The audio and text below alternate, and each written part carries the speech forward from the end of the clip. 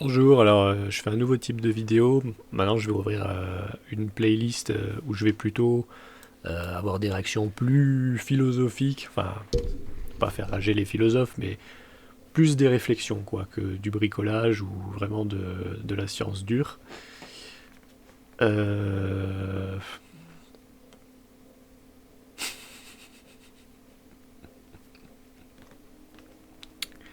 ouais, je voulais vous parler de la différence entre le stochastique et le déterminisme. Donc les dernières méthodes scientifiques qui sont les plus à la mode, qui sont très en vogue, c'est tout ce qui touche aux réseaux de neurones, aux algorithmes génétiques, etc.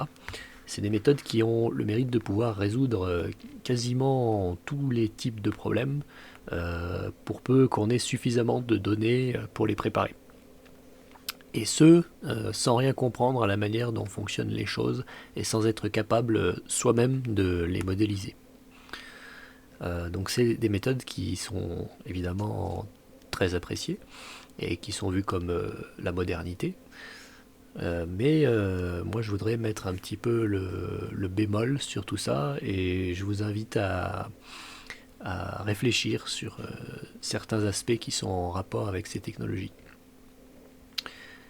D'abord, les méthodes stochastiques, donc tout ce qui est avec les réseaux de neurones, etc., c'est des méthodes qui sont beaucoup plus gourmandes en puissance de calcul de façon générale. Donc c'est des méthodes qui sont plutôt accessibles à des gens qui possèdent un ordinateur très puissant ou un supercalculateur par exemple. Ça veut dire que tous les progrès dans la recherche qui sont faits dans ces domaines risquent de ne profiter quasiment qu'à des entreprises puissantes ou à des gens qui ont des moyens importants et pas beaucoup aux citoyens lambda comme vous et moi quoi. Donc ça c'est un peu dommage, j'ai envie de dire. Et donc, ça me semble être un problème assez important qui peut avoir des conséquences à l'avenir. Parce que si seuls les gens qui possèdent des moyens importants peuvent jouir des bienfaits de la science, bah, on est dans la merde.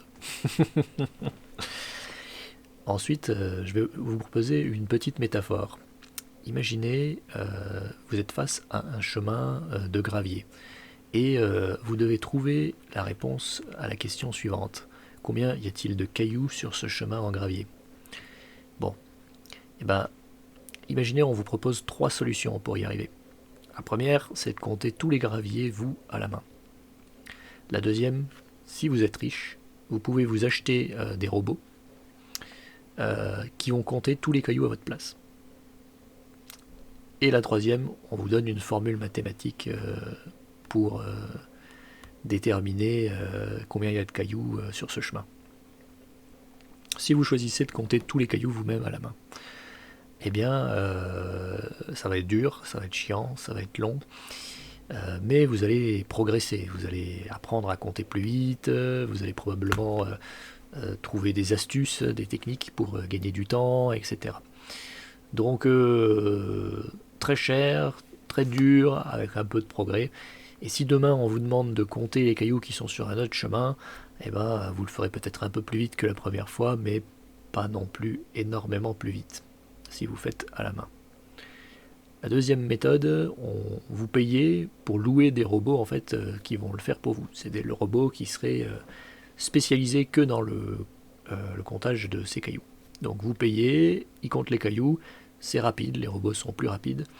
Vous n'avez pas eu à le faire et vous connaissez le nombre de cailloux qui sont sur le chemin. Par contre, si demain vous devez compter les cailloux sur un autre chemin, vous devrez repayer à nouveau les robots. Et vous les utilisez qu'une fois. Donc voilà, ça vous coûtera beaucoup d'argent à chaque fois, mais à chaque fois que vous serez face à ce type de problème, vous pourrez payer ces robots, si vous avez de l'argent. Donc c'est bien parce que ça résout votre problème rapidement. Par contre, vous évoluez pas. Vous n'êtes pas plus intelligent ni plus fort avant et après avoir compté les cailloux sur ce chemin. Et maintenant, si vous choisissez la formule mathématique, on vous donne un cube de 10 cm de côté. Vous le remplissez avec des cailloux. Vous comptez les cailloux qui sont dans ce cube. Vous multipliez la largeur du chemin par sa longueur et sa profondeur. Vous divisez ce volume par le volume de votre cube, et vous multipliez ce nombre par le nombre de cailloux que vous aviez compté dans le cube. Vous aurez une estimation du nombre de cailloux sur votre chemin. C'est quelque chose que vous pouvez faire, que vous soyez fort ou non, même que vous soyez intelligent ou non. On peut le dire franchement, hein, c'est que des multiplications et des divisions, avec une calculette ou même à la main, vous y arriverez, ou en demandant à un copain. C'est gratuit, ça coûte pas d'argent. C'est ça la puissance des théories de la connaissance. Et si demain, c'est pas des cailloux, c'est du sable, vous pourrez aussi utiliser la technique du cube. Si c'est de l'eau, vous pourrez aussi utiliser la technique du cube.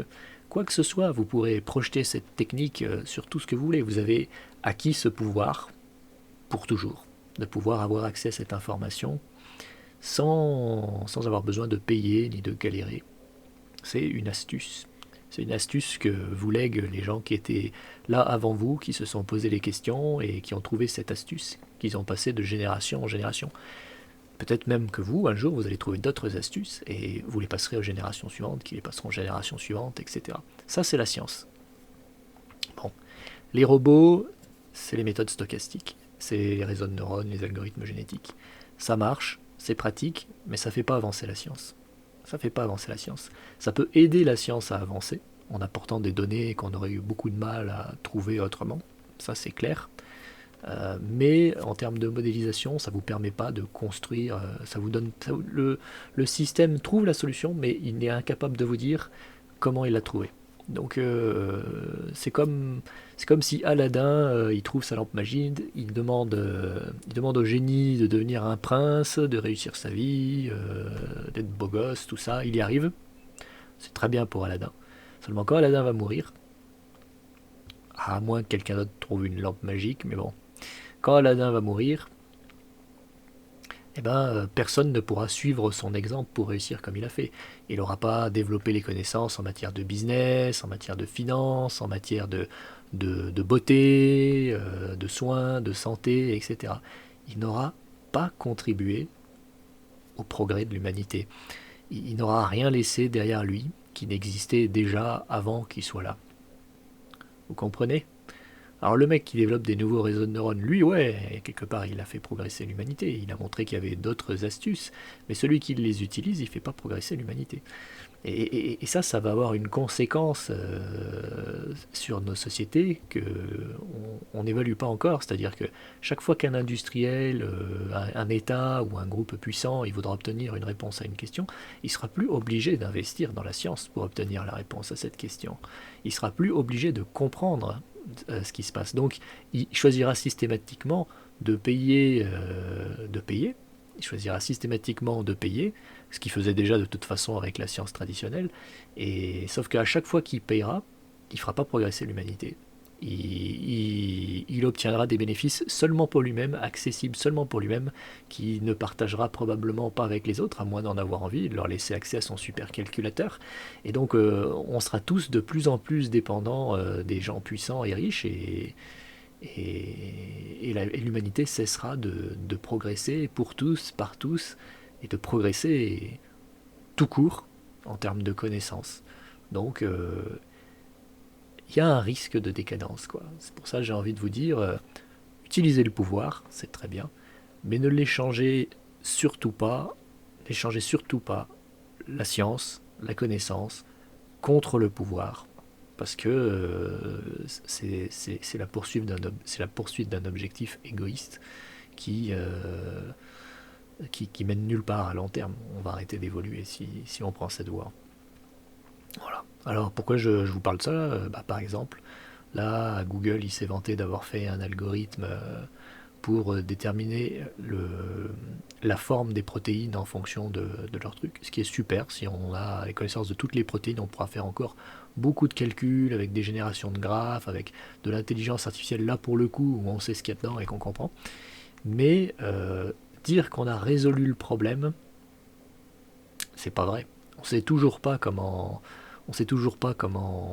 déterminer, on sait toujours pas comment ça marche, on sait toujours pas le modéliser d'une façon où chacun pourrait, avec des formules déterminer la forme du truc, puisque tous les participants au concours pour déterminer ça, ils ont utilisé quasiment des réseaux de neurones. Donc, en fait, les réseaux de neurones, ils se sont appuyés sur des trucs qu'ils savaient déjà et ils les ont projetés pour deviner à quoi ressemblaient des nouveaux trucs qui ressemblaient aux trucs qu'ils connaissaient déjà.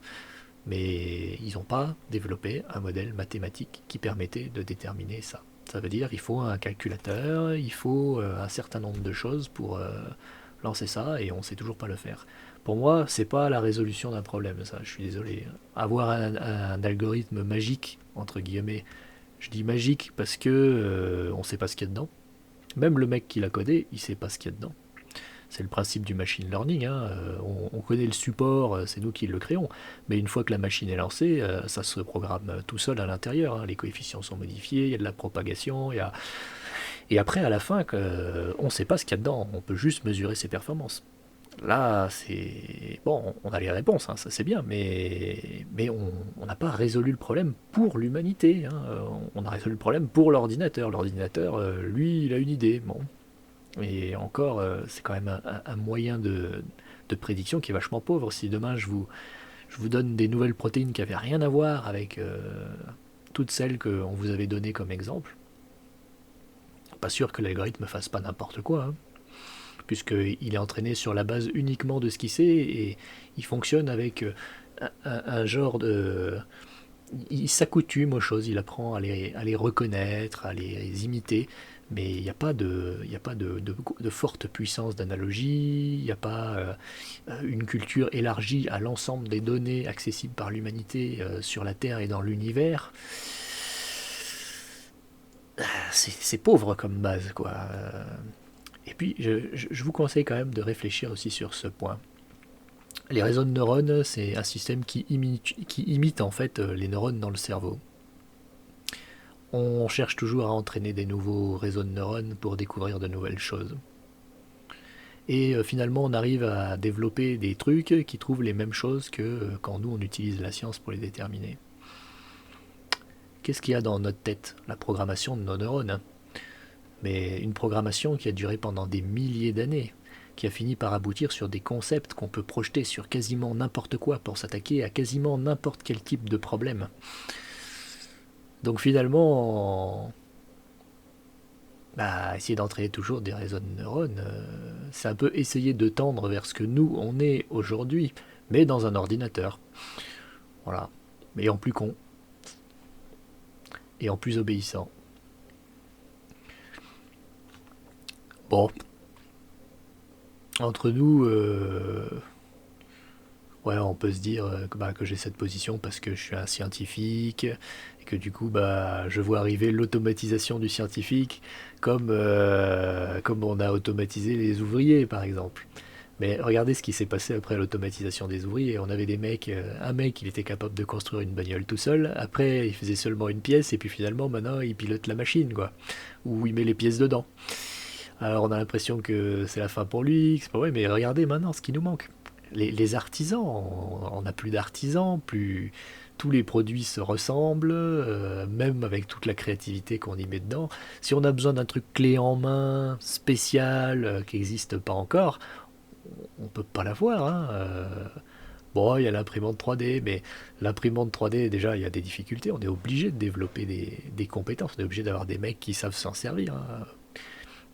Et ensuite, l'imprimante 3D, c'est le déplacement de la créativité à notre niveau. Mais bon, le mec qui dessine sa pièce sur une imprimante 3D pour concevoir sa machine, c'est aussi un artisan quelque part. Donc, juste, sa manière de travailler a changé.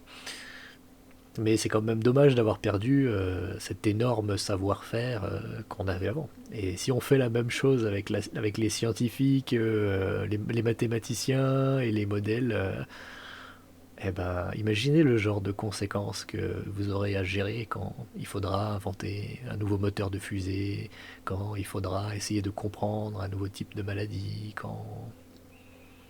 Donc ces outils sont intéressants, mais attention quand même. Prudence dans les conséquences sociétales qu'ils auront, dans l'accès à la connaissance et dans le développement des facultés humaines.